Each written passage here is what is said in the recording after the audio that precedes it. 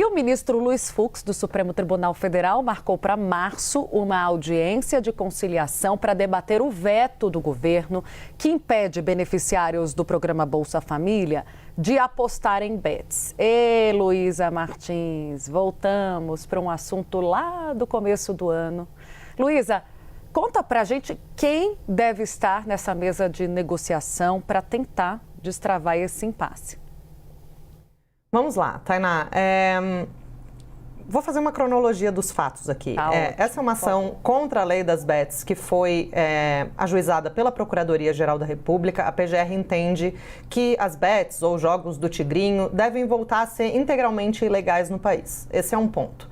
A partir desse pedido da PGR, o ministro Luiz Fux deu uma liminar do ano passado ainda, proibindo o uso de recursos provenientes de programas sociais, como o Bolsa Família e o benefício de prestação continuada, no mercado de apostas. E aí o que aconteceu? Isso gerou um problema para o governo, Tainá Uribe, porque a Advocacia Geral da União disse que era impossível fazer isso operacionalmente, porque depois que o benefício é passado para o cidadão, seja o Bolsa Família ou o BPC ou qualquer outro benefício social ou assistencial, o poder público perde o controle sobre o usufruto desse dinheiro, ou seja, o poder público não tem como controlar o que o cidadão, o beneficiário, vai fazer com aquele dinheiro, né? Que fim ele vai dar para aquele dinheiro.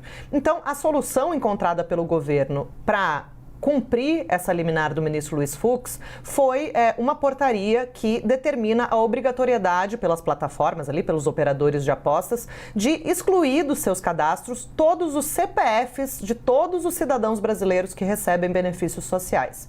Isso gerou um dilema porque o setor das bets e também outras entidades aí de liberdade econômica, por exemplo, dizem que é uma medida que segrega. Afinal de contas, a pessoa pode ser beneficiária do Bolsa Família, mas optar por apostar em uma bet ou em um jogo do tigrinho que seja, com dinheiro proveniente de outra fonte de renda. Então, esse é o impasse no momento, né? Como resolver essa questão?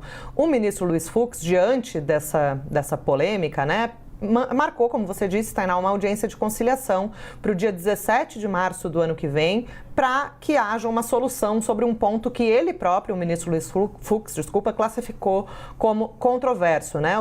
A AGU, a União, né, que representa a União na Justiça, segue insistindo que não tem outra forma de cumprir a liminar que veta o uso dos recursos do Bolsa Família e de BPC nas bets, sem que isso passe por um bloqueio nos CPFs dessas pessoas.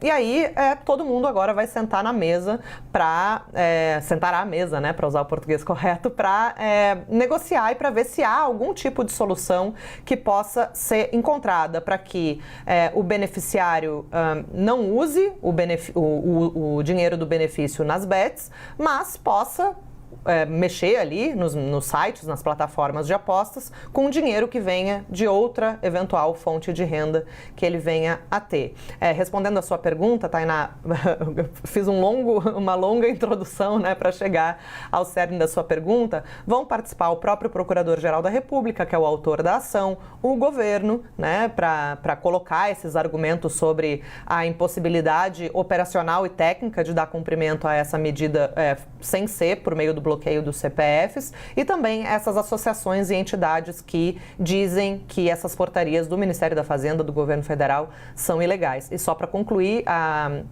o chamamento, né, dessa audiência de conciliação, ela praticamente inviabiliza a curto prazo o julgamento de mérito dessa ação sobre a lei das bets, que até tinha previsão de ser levada para o plenário em fevereiro, mas agora com essa conciliação possivelmente fique para mais adiante em 2026.